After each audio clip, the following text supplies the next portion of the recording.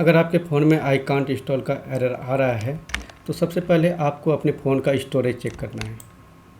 Storage check करने के लिए आपको अपने मोबाइल के सेटिंग पे जाना है। सेटिंग पे जाने के बाद अबाउट डिवाइस पे आपको क्लिक कर देना है।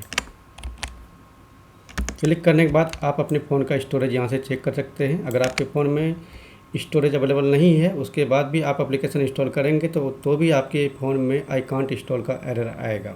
ठीक है, अगर आपके फ़ोन में स्टोरेज है फिर भी ये एरर आ रहा है तो इसको फिक्स करने के लिए आगे का प्रोसेस